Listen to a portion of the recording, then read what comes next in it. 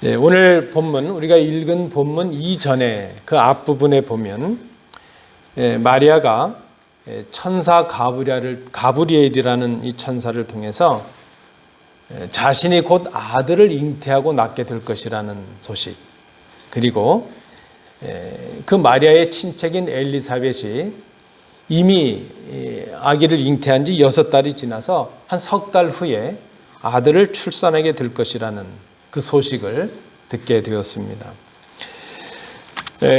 이 소식을 들은 다음에 마리아는 서둘러서 그 엘리사벳을 만나러 갑니다.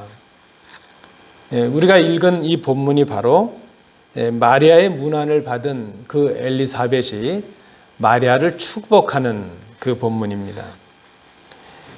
엘리사벳은 마리아에게 축복하기를 여자들 가운데 복이 있는 사람이라 42절에 보니까 그렇게 축복을 합니다. 그리고 48절에도 보니까 마리아 스스로도 이 이후로 모든 세대가 자신을 복이 있다 할 것이라 그렇게 말을 합니다. 그래서 오늘 우리가 좀 생각해 봅니다. 이 본문을 통해서 볼 때 마리아가 복을 받았다 이렇게 말하는데 마리아가 받은 복이 무엇일까? 여러분 오늘 좀 궁금하지 않으세요? 오늘 본문에 마리아가 복을 받았다 그랬는데 이 마리아가 받은 복이 무엇일까? 오늘 우리가 이 성탄의 계절에 이 마리아가 받은 복을 생각하는 이유가 무엇인가 하면 마리아는 바로 오실 주님을 기다리는 사람들을 예표하기 때문입니다.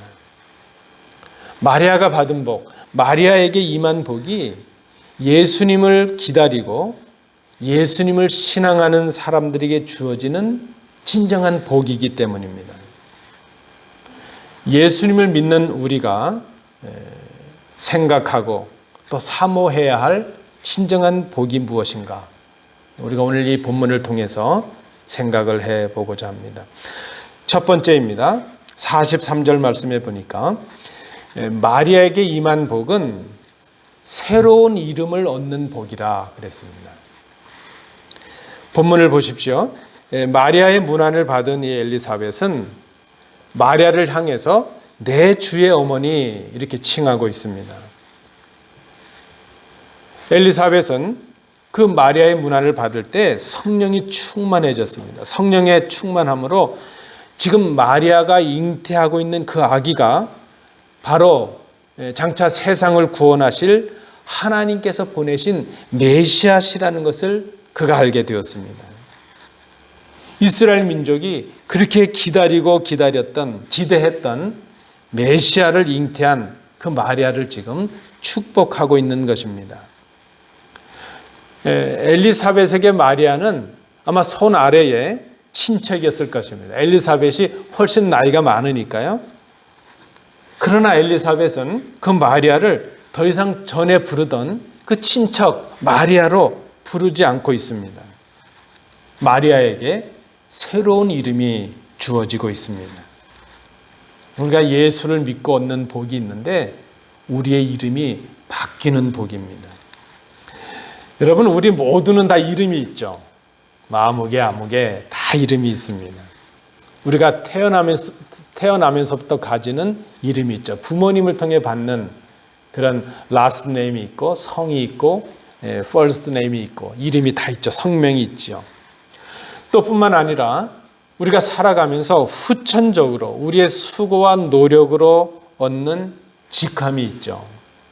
또 사람들의 평가로 우리의 삶을 통해서 사람들에게 평가를 받아서 얻게 되는 평판의 이름이 있습니다. 우리가 가진 모든 이름은 우리를 규정하고 특정하고 있죠. 아무개 하면 어떤 사람 그런 게 떠오르지 않습니까? 목사 어떤 직함의 이름이 있으면 뭔가가 떠오르죠. 마찬가지로 우리의 가진 모든 이름들 그것이 선천적인 이름이건 후천적인 이름이건 그 이름은 우리를 규정하고 특정을 짓고 있다는 것입니다. 그런데 믿는 우리에게 주어지는 이름 이것은 우리가 예수님과 관계를 맺게 될 때에 마치 마리아가 주님의 어머니 이런 이름으로 바뀐 것처럼 우리에게 새로운 이름이 주어진다는 것입니다. 예수님을 믿을 때 주어지는 새로운 이름, 이것이 우리에게 주시는 하나님의 복이라는 것입니다. 성경을 예로 들어봅니다. 아브라함이 하나님과 언약을 맺고 하나님과 관계를 맺었을 때 하나님은 그의 이름을 교만과 거만의 의미를 담았던 아브람이라는 이름, 높은 아버지라는 뜻의 아브람이라는 이름에서 이제는 하나님의 은혜를 입어서 모든 만국의 복과 믿음의 조상이 되는 열국의 아버지라는 아브라함으로 바꾸십니다. 아브라함이 되었습니다. 사레가 사라가 되었죠. 여러분 야곱을 기억하시나요? 야곱은 외삼촌 라반의 집에서 수십 년의 삶을 정리하고 이제 고향으로 돌아오는 길입니다. 그런데 소식을 들으니까 가까운 곳에서 그 형 에서가 지금 자기를 군사를 데리고 기다리고 있습니다. 그 야곱이 지난날 형을 속여서 장자권과 축복권을 빼앗았기 때문이죠. 야곱이 두려움에 이제 형 앞으로 쉽게 나아가지 못합니다. 야곱은 두려운 가운데 야복강 나루에서 하나님의 사자와 생사를 건 씨름을 벌입니다. 하나님의 도움이 아니면 내가 살 수 없다는 것을 그가 깨달은 것이죠. 하나님이 나를 축복하시지 않으면 내가 살 수가 없습니다. 목숨을 걸고 그는 하나님의 사자와 씨름을 합니다.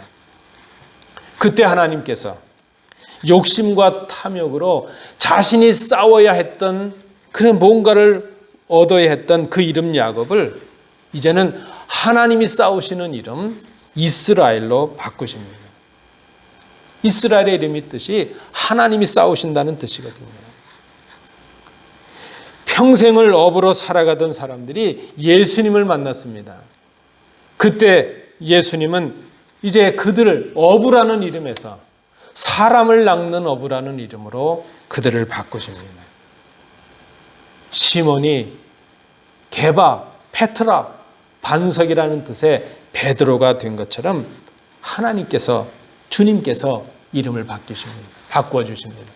여러분 우리가 예수를 믿게 되면 예수님을 만나게 되면 이름이 바뀌는 복을 우리가 얻게 된다는 것입니다. 여러분 사도 바울을 기억하십니까? 예수님을 만나기 전에 이 바울의 자랑은 자신의 혈통과 가문과 학문이었습니다. 그는 바리새인 중에 바리새인이었고 바리새인으로 율법에 대한 열심과 수고가 그 자신의 자랑거리였습니다. 그러다가 그가 다메섹 도상에서 부활하신 주님을 만났습니다. 주님과 새로운 관계를 맺게 되었습니다. 그 이후에 그는 예수 그리스도를 아는 지식이 가장 고상한 지식이라는 것을 깨닫게 되었습니다. 그때 이전에 그렇게 귀하게 여겨졌던 것들이 오히려 자신에게는 해로운 것이요 마치 배설물처럼 생각이 되게 되었습니다. 회방자요 살인자였던 그의 이름이 복음의 사도요 예수님의 일꾼으로 바뀌게 되었습니다. 여러분 우리가 예수님을 믿을 때에 우리에게 새로운 이름이 주어지는데 우리에게 주어지는 이 새로운 이름은 우리의 혈통이나 우리의 소유나 능력으로 주어지는 것이 아닙니다. 우리의 공로로 주어지는 것이 아닙니다. 우리에게 주어지는 새로운 이름은 예수님과 맺게 되는 새로운 관계로 그저 값없이 주어지는 하나님의 선물인 것입니다. 예수님을 기다리는 자들, 예수님을 구주로 믿는 자들에게 주시는 복이 바로 이것입니다. 우리가 예수님을 믿음으로 받는 많은 복이 있지만 기억해야 될 첫 번째 복이 있는데 그것이 무엇인가 하면 우리 속에 계신 그 주님으로 인해서 우리의 이름이 바뀌는 것입니다. 여러분 이름이 바뀐다는 것은 그의 신분이 바뀌는 것이요 존재가 바뀌는 것이요 삶이 바뀌는 것을 의미합니다. 죄인이라는 이름이 의인으로 바뀌었습니다. 죄의 종이라는 이름이 하나님의 자녀로 바뀌었습니다. 사탄의 백성이었는데 하나님의 백성이 되었고 성도가 되었습니다. 이름이 바뀌니까 삶이 바뀝니다. 신분이 바뀝니다. 죄인으로 죽을 삶이 의인으로 영원히 사는 삶이 되었습니다. 사탄의 노예에 그런 노예로 살아가는 삶이 하나님의 자녀의 삶으로 바뀌었고 천국의 백성의 삶으로 바뀌게 된 것입니다. 그것이 예수 믿는 복입니다. 예수님을 믿음으로 우리에게 주신 복, 우리가 기억해야 될 복 아닙니까? 우리의 이름을 새롭게 하시는 복이라는 것입니다. 오늘 본문을 통해서 우리가 발견하는 첫 번째 복입니다. 두 번째 39절과 40절을 통해 보니까 마리아에게 임한 복 두 번째는 전하는 자가 되는 복이라 정리를 합니다. 마리아가 이 천사에게 아기를 낳을 것이라는 소식을 듣게 되었을 때에 마리아가 얼마나 놀랐을까요? 마리아는 아직 결혼도 하지 않은 처녀입니다. 그런데 결혼도 하지 않은 처녀인 자신이 아기를 낳게 되는 것, 그것이 성령님이 임하시고 하나님의 특별한 능력으로 이루어지는 일이라는 것을 그가 알게 되었습니다. 그리고 또한 이미 늙어서 아기를 가질 수 없었던 친척 엘리사벳이 아들을 낳게 되었다는 일도 역시 하나님의 능력으로 가능하게 된 것임을 그가 깨닫게 되었습니다. 그리고 이제 자신이 잉태하여 낳을 아들이 장차 세상을 죄에서 구원하신 예수요, 이 땅의 왕으로 오시는 하나님의 아들 메시아시라는 것을 그가 알게 되었습니다. 그렇게 되니까 그는 그 천사의 말을 듣는 즉시 오늘 본문은 그렇게 기록하고 있습니다. 일어나 빨리. 그는 그 얘기를 듣자마자 엘리사벳에게로 달려갑니다. 마리아에게 전해진 이 기쁨의 소식은 마리아로 하여금 지체하지 못하게 하고 머물지 못하게 하였습니다. 그로 하여금 그 기쁨의 소식, 메시아의 소식, 구원의 소식을 전하게 한 것이죠. 여러분, 마리아에게 임한 복이 바로 이것이었습니다. 여러분, 복음이 무엇입니까? 복음은 기쁜 소식입니다. 복음은 예수 그리스도가 복음이요, 예수 그리스도께서 이 땅에 오셔서 하신 일이 복음입니다. 예수 그리스도로 인하여 우리가 경험하고 누리게 되는 변화가 바로 복음입니다. 예수로 인하여 우리에게 임한 그 구원과 생명과 영생과 기쁨과 평안, 그것이 바로 복음입니다. 우리로 하여금 하나님의 아들이 되게 하고 하나님의 대행자로 이 세상을 다스리는 권세를 주시는 것, 그것이 바로 복음입니다. 이 복음이 한 심령에 임하게 되면 그를 변화하게 합니다. 그리고 그를 통하여 다른 곳으로 흘러갑니다. 복음은 죽어있는 능력이 아니라 살아있는 능력이기 때문입니다. 그것이 바로 복음의 능력입니다. 나를 통하여 가족에게, 이웃에게, 그리고 세상을 향하여 퍼져나갑니다. 예루살렘과 온 유대와 사마리아와 땅끝까지 이르러 내 증인이 되리라 하신 말씀처럼 복음은 머물러 있지 않습니다. 흐르고 흘러갑니다. 우리 믿는 자의 복이 무엇일까? 복음의 전달자들이 되는 것입니다. 여러분, 예레미야 20장 9절을 들어보십시오.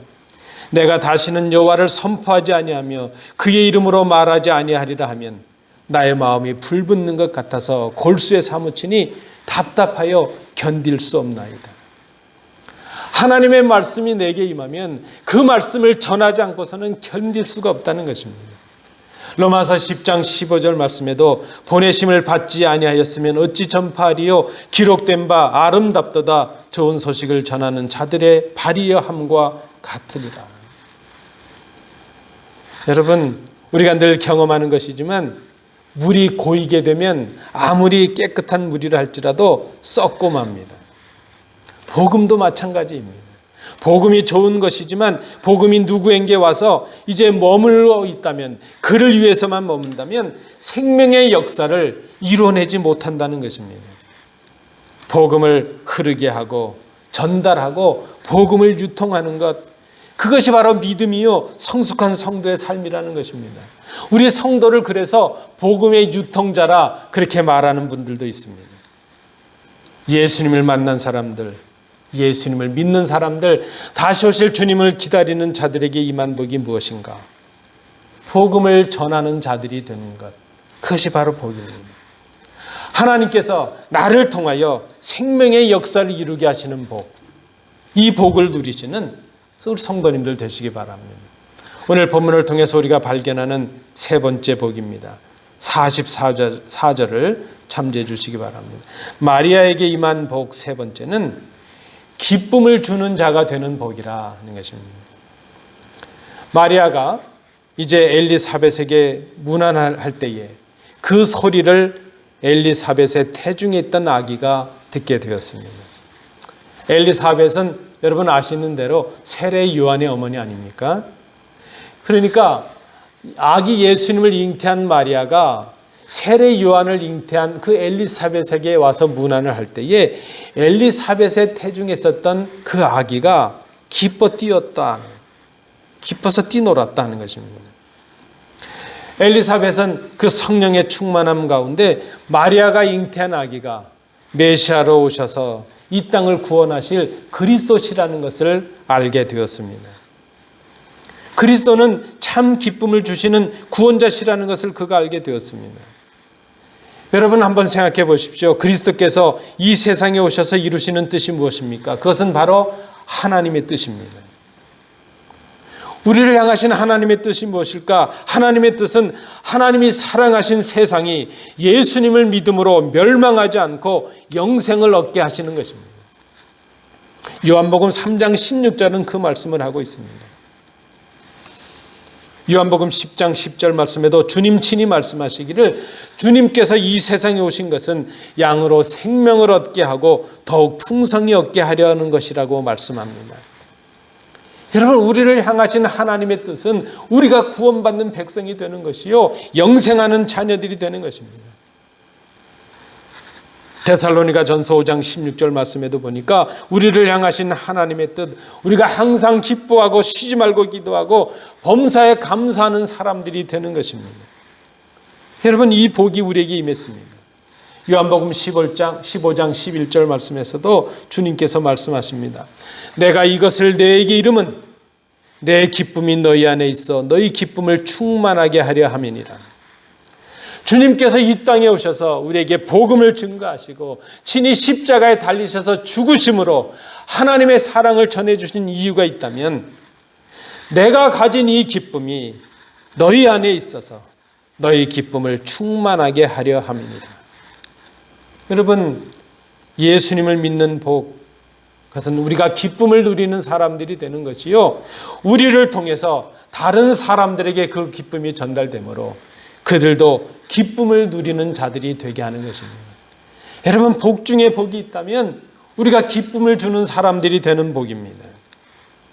예수님의 어머니를 만난 이 엘리사벳의 태중의 아기는 말씀드린 대로 세례 요한이었습니다. 누가복음 1장 14절은 그의 삶을 이렇게 예언하고 있습니다. 그 아들이 어머니 엘리사벳에게 기쁨과 즐거움이 되고 많은 사람도 그의 태어남을 기뻐하게 될 것이라 말씀합니다. 세례 요한은 성령의 충만함 가운데 태중에서 주님의 임재를 경험하였습니다. 태중에서 기뻐했습니다. 그는 주님의 길을 예비하는 그런 세례 요한이 되었습니다. 그는 주 앞에서 큰 자가 되었고 모태로부터 성령의 충만함을 받았고 이스라엘 자손을 하나님께로 많이 돌아오는 자가 되었습니다. 자신도 기뻐하는 삶을 살았고 그는 그렇게 주님을 증거함으로 사람을 기쁘게 할 뿐만이 아니라 하나님을 기쁘시게 하는 자가 되었습니다. 여러분 우리 교회의 큰 주제가 무엇입니까? 주를 기쁘시게 하는 자가 되지 않습니까? 우리가 어떻게 하면 다른 사람들에게 기쁨을 주고 예수 그리스도로 인해서 하나님을 기쁘시게 하는 사람들이 될 것인가? 하나님을 기쁘시게 하는 교회가 될 것인가? 여러분 그것이 복이 아니겠습니까? 스바냐 3장 17절 말씀에도 너희 하나님 여호와가 너희 가운데 계시니 그는 구원을 베푸실 전능자이시라. 그가 너로 말미암아 기쁨을 이기지 못하시며 너를 잠잠히 사랑하시며 너로 말미암아 즐거이 부르며 기뻐하시리라. 여러분 이 복을 누리십시오. 하나님을 기쁘시게 하는 복, 사람들을 기쁘시게 하는 복, 나도 기쁨을 누리는 복. 예수님을 믿는 우리가 받은 복이 바로 이것입니다. 우리가 받은 복음으로 인하여 우리가 믿는 예수 그리스도로 인하여 기쁨을 누리는 복, 다른 사람에게 그 기쁨을 누리게 하고 그로 인하여 하나님을 기쁘시게 하는 복, 이 복을 누리시는 우리 성도들 되시기 바랍니다.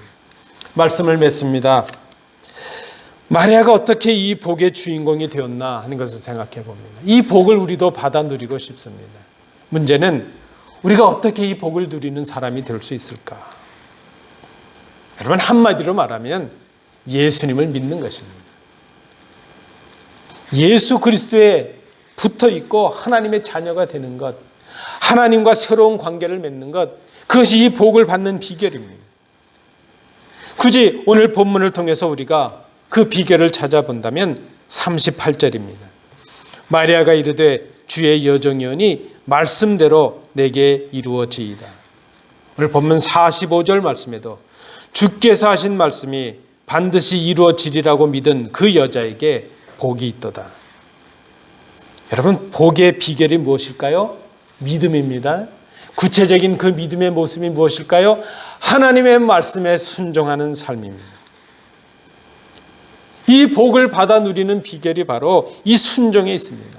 하나님의 말씀에 순종하는 것. 여러분, 그런데 순종하는 것이 쉽지 않습니다. 오늘 본문에 나타나는 마리아를 생각해 보십시오. 이 마리아의 순종이 쉬웠겠습니까? 지금도 그렇지만 그 예수님 당시에 그 2000년 전의 유대 땅에서 당시에 처녀가, 그것도 정원한 처녀가, 약혼자가 있는 처녀가 결혼 전에 아기를 잉태하고 출산하게 되었다는 것. 여러분, 우리가 상상할 수 없는 위험한 일이었을 것입니다. 온갖 비난과 모멸을 받을 일이요, 아니 생명을 내놓아야 되는, 죽음과 바꿔야 될 일이었습니다. 처녀가 잉태했고 아들을 낳게 되었다는 것, 그것은 죽음이었습니다. 그는 예수를 잉태하기 위하여 자기 죽음을 경험하고 있습니다. 자기의 생명을 던지고 내놓았습니다. 그것이 바로 그리스도와의 연합이었습니다. 여러분, 우리가 세례를 말하지 않습니까? 성찬을 말하지 않습니까? 세례와 성찬의 가장 큰 의미는 그리스도와의 연합에 있습니다. 그리스도와 연합하는 것, 내가 죽고 내 속에 그리스도가 사는 것, 그것이 바로 세례입니다. 하나님의 말씀에 순종하는 것은 내가 죽고 그리스도께서 내 속에 사시는 삶의 결단을 하는 것입니다. 그리스도에 연합한다는 것은 그렇게 어려운 일이 아닙니다. 말씀에 순종하는 것이 그리스도께 연합하는 것이요, 말씀에 순종하는 것이 그리스도께 붙어 있는 것이요, 말씀에 순종하는 것이 그리스도께서 내 속에 살게 하는 것입니다. 그때 우리에게 이 복이 임합니다. 이해되어지지 아니하고 감당할 수 없는 일이지만 마리아는 그 주의 말씀 앞에 겸손히 순종하였습니다. 주의 계집종이오니 말씀대로 되기를 원합니다. 그때 복이, 그 하나님의 놀라운 복이 그 여인에게 임했습니다. 그의 이름이 새로워지는 복이요, 복음을 전하는 자가 되는 복이요, 기쁨을 전하는 자가 되는 복이었습니다.